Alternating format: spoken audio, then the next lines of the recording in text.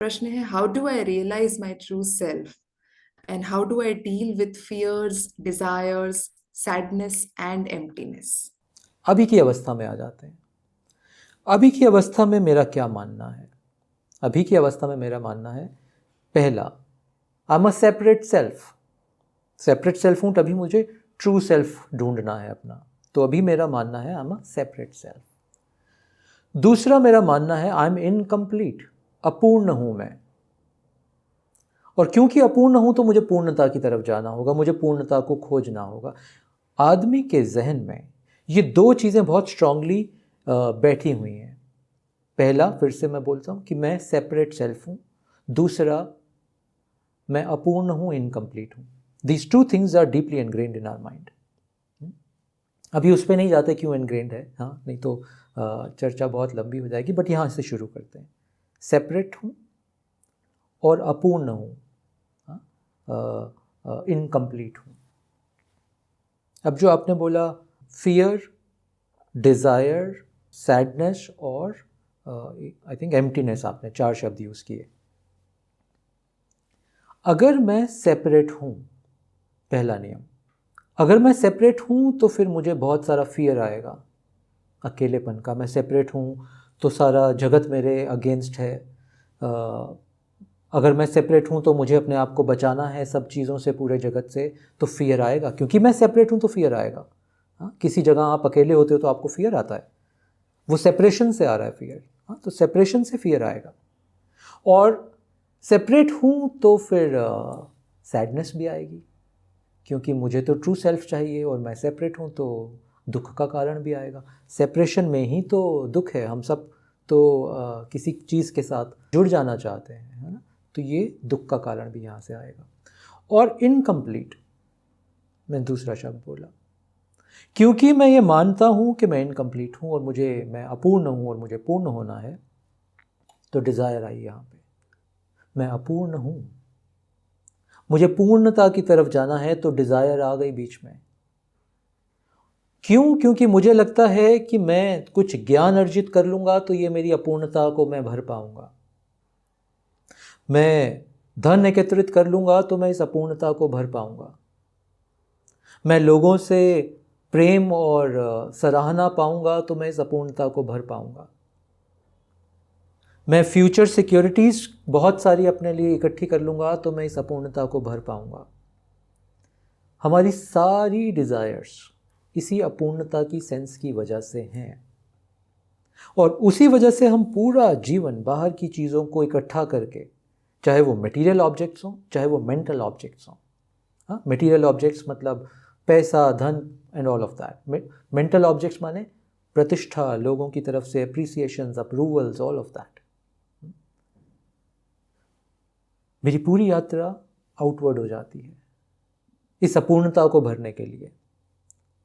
ये सारी डिज़ायर्स मुझे बाहर की चीज़ों को, और ज्ञान भी मैं बाहर से एकत्रित करने की कोशिश करता हूँ इस अपूर्णता को भरने के लिए। तो यहाँ से डिज़ायर्स की शुरुआत होती है। और एम्प्टीनेस, अपूर्णता का तो दूसरा नाम ही एम्प्टीनेस है। मुझे बहुत खालीपन सा लगता है अपने भीतर। अपूर्ण हूँ तो खालीपन लगेगा।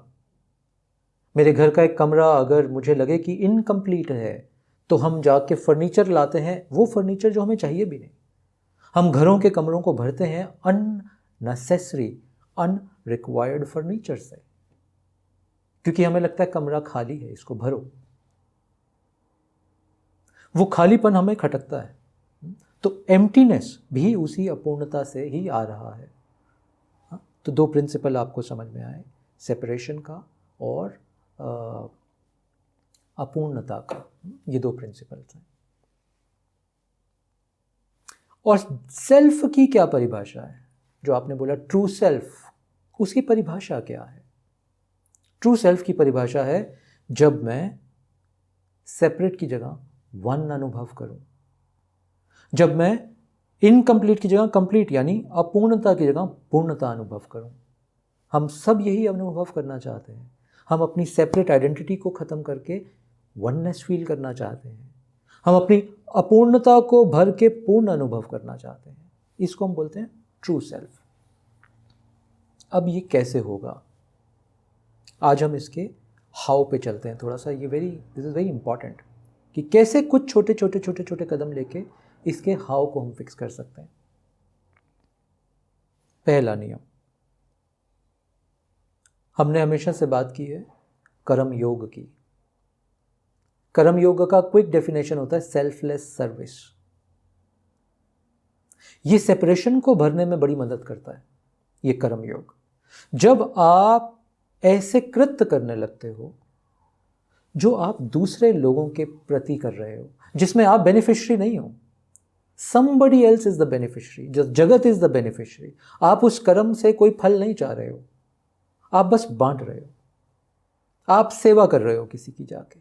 What ever you want to do for the world out there, पौधों के लिए, प्रकृति के लिए, जानवरों के लिए, लोगों के लिए आप एक बहुत सेल्फलेस भाव से काम करने लगते हो। इसको हम बोलते हैं कर्म योग। इस कर्म योग की प्रैक्टिस से ये जो सेपरेशन है ना, ये फिल होने लगती है। धीरे धीरे आप जिन लोगों को खाना खिला रहे हो, जिन जानवरों और पेड़ों को आप नर्चर कर रहे हो, आप उनके साथ एक वननेस फील करने लगते हो। Karma yoga is one of the biggest pathway to start to feel this oneness. क्योंकि हम राजसिक लोग हैं, हमारे अंदर रजस, हम पृथ्वी पे ज़्यादा लोगों का रजस प्रधान है। तो ये जब हम कर्म योग करते हैं रजस का इस्तेमाल करके, ये सेपरेट सेंस डाइल्यूट होने लगती है। मैं जिसकी भी मदद कर रहा हूँ, जिसको भी प्रेम बांट रहा हूँ, उसके साथ, एटलीस्ट उसके साथ वननेस का अनुभव होने लगता है। छोटे से शुरू होता है बट ये अनुभव होने लगता है। और इसको करते करते आपके भीतर एक प्योरिटी भी आने लगती है, क्योंकि सारा जीवन तो हमने आई, मी और माई सेल्फ के लिए काम किया है। अब हम और लोगों के लिए काम करने लगे तो मेरा चित्त प्योर होने लगता है। तो ये प्योरिटी में भी बहुत मदद करता है। तो ये पहला कदम उठाना चाहिए हमें, कर्मयोग का कदम। दूसरा कदम, जिसको मैं बोलता हूँ ध्यान योग का कदम, क्योंकि हमारा माइंड, हमारी सेंसेस बहुत बटी हुई हैं, भटकी हुई हैं पूरे जगत में। हमारा फोकस बहुत कम है, हमारा चित्त एकाग्रित नहीं हो पाता। तो ध्यान योग से मैं अपनी जो चेतना पूरी भटक गई है, बट गई है, मैं उसको एकत्रित करने लगता हूँ। पहले तो समेटना पड़ेगा ना स्वयं को, तो मैं चेतना को ध्यान योग के प्रयोग से समेटने लगता हूँ। ये ध्यान योग किसी भी प्रकार से मैं कर सकता हूँ। I can close my eyes and focus on my breath. There are various practices of meditation, इसको मेडिटेटिव प्रैक्टिसेस बोलते हैं। तो प्रतिदिन मैं मेडिटेशन प्रैक्टिस शुरू करता हूँ, बट इस मेडिटेशन प्रैक्टिस का उद्देश्य, दिस इज इंपॉर्टेंट, इस मेडिटेशन प्रैक्टिस का उद्देश्य साइलेंस को पा लेना नहीं है। इस मेडिटेशन प्रैक्टिस का उद्देश्य स्वयं को एकाग्रित करके अपनी एकाग्रता को एनहांस करना है, अपने फोकस को एनहांस करना है, अपने भटकाव को समेट के एक चित्त होने को एनहांस करना है। ये दूसरा प्रिंसिपल हम शुरू करते हैं ध्यान योग का। Collecting our self from everywhere on one pointed agenda, one pointed purpose, one pointed task that I am doing at that time. ये दूसरा कदम हम उठाते हैं। तीसरा कदम हम उठाते हैं ज्ञान योग का। अब ये ज्ञान योग ये नहीं कि मैं किताबें पढ़ने लगता हूँ, वो तो हमने खूब पढ़ ली हैं ऑलरेडी। इस ज्ञान योग का मतलब है कि मैं कंटेम्पलेटिव मोड में आता हूँ, स्वाध्याय। मैं बैठता हूँ किसी पेड़ के नीचे, किसी नदी के किनारे, किसी प्राकृतिक जगह पे, और इन विषयों को मैं अपनी चेतना में कंटेम्पलेट करता हूँ। जैसे वो गाय जुगाली करती है, वो पचाने का प्रोसेस है। ये जो चीज़ें मैंने बाहर से देखी समझी हैं, मैं इन पे इसको अपनी चेतना में उजागर करके कंटेम्पलेट करता हूँ। ये बड़ा पावरफुल प्रोसेस है कंटेम्पलेशन का। और ये देखो, आपने बड़ा खूबसूरत कर लिया ऑलरेडी कि आपने अपनी चेतना को एकाग्रित करने की प्रैक्टिस भी कर ली। अब जब आप कंटेम्पलेशन शुरू करते हो तो आपका माइंड अलग अलग दिशाओं में नहीं भागेगा। Your contemplation will be very very focused. So that's the third practice, चिंतन मनन contemplation on the highest truth, on the swaroop of the god. मैं इन विषयों पे कंटेम्पलेशन करता हूँ साथ साथ। ये तीसरा प्रोसेस ट्रू सेल्फ तक पहुंचने का। और चौथा प्रोसेस, ये चौथा प्रोसेस आप स्वतः प्रवेश करने लगते हो, ये भक्ति योग का प्रोसेस है। जब आप ये 3 प्रोसेसेस करते हो तो आपको ग्लिम्स ऑफ भक्ति आपके हृदय में आने लगते हैं। वो वननेस के अनुभव, ग्लिम्सेस आपके चित्त में आने लगते हैं। आपको लोगों से, प्रकृति से, चीज़ों से प्यार होने लगता है। अटैचमेंट वाला प्यार नहीं, गिविंग वाला प्यार, एप्रिसिएशन वाला प्यार, थैंकफुलनेस, ग्रैटिट्यूड वाला प्यार। आपको इस तरह का प्रेम का अनुभव होने लगता है। तो इसका ये मतलब हुआ कि the 4th step is now getting activated in your life, which I call the step of भक्ति योग। तो भक्ति योग उजागर होने लगता है आपके भीतर और धीरे धीरे धीरे एक स्पिरिचुअल मैच्योरिटी की तरफ आप बढ़ने लगते हो। So this is the process. अब इसके बहुत सारे और नुआंसेस हैं, उस पर हम कभी और किसी और प्रश्न के माध्यम से बात करेंगे। बट इस समय इस प्रश्न के बजाय मैं आपसे एक प्रश्न पूछता हूँ।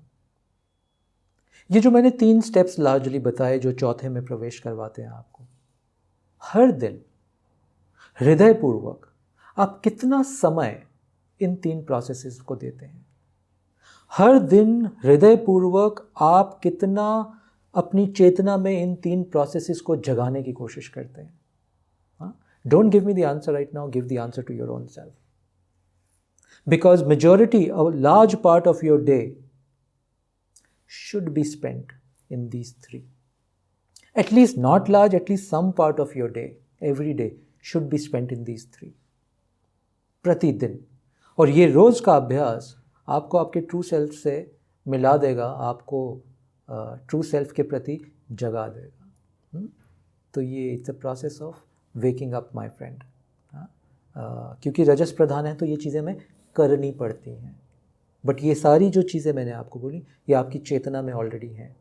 आई am just reinforcing them, I am just nudging you to start this practice. या आई होप इट हेल्प्स। मेरा प्रेम, मेरा आशीर्वाद, मेरी प्रार्थनाएं आप सभी के साथ आपकी जीवन यात्रा में, आपकी आध्यात्मिक यात्रा में हमेशा रहेंगी। बहुत बहुत धन्यवाद।